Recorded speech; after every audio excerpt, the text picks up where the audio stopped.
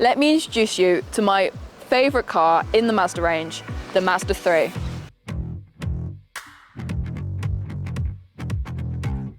How does this updated Mazda 3 compete in the hatchback market?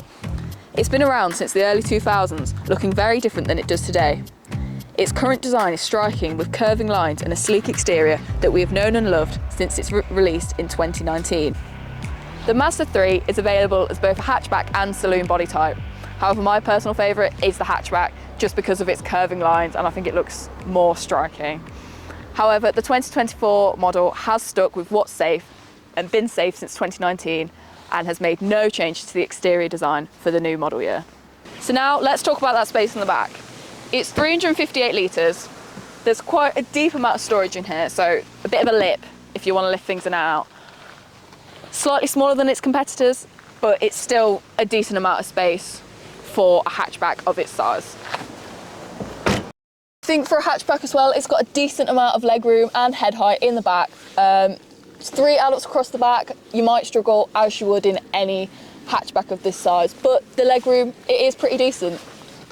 So as standard on the Mazda 3, you get an abundance of technology and equipment, which is really great. So you've got wireless CarPlay, which is new for the 2024 Mazda 3, and that's a standard. You've got your heads-up display, and you've also got rear parking sensors, as well as loads of safety features as you'd expect from a Mazda, such as blind spot monitoring and lane keep assist. However, my top 3 favourite features are when you level up your spec. So it's the heated seats, it's the leather seats, it's the sunroof. But I think one of the best improvements Mazda have made is this larger screen, because it really does make a difference. It's now 10.25 inches, which is what we've previously seen in the CX-5. And it just makes things, when you're scrolling through, a lot easier to see. I find that the reversing camera is now a lot more clear resolution.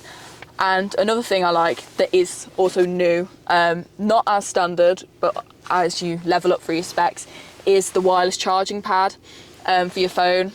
It's just easier than having wires laying around. So let's take it for a drive. So we're in Skyactiv X today, so let's talk about what that means. So for the Mazda 3, there's 2 engine options, both for a 2-litre engine, but what makes the difference is the power output. So Skyactiv G, you have 122 horsepower, so that's a little less punchy than the Skyactiv X, which is 186 horsepower, which is what we're in today. Both come with manual or automatic transmission, so the choice is yours.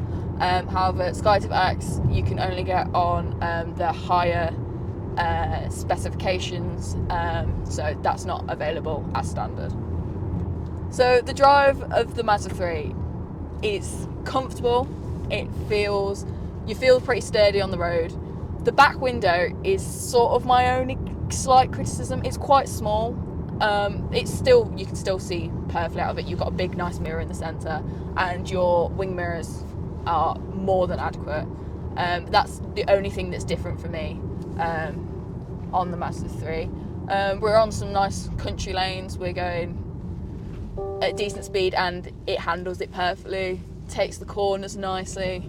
It all round is a comfortable drive, and I would definitely pick the Skyactiv X option though, just for that little bit of extra power. So what's my overall verdict on the Mazda 3?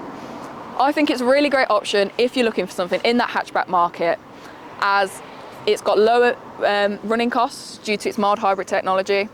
The interior is more premium than what you'd find in its competitors, such as the Ford Focus.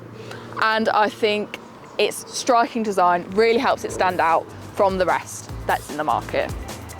Thank you for watching. If you like these videos, please subscribe to our YouTube channel.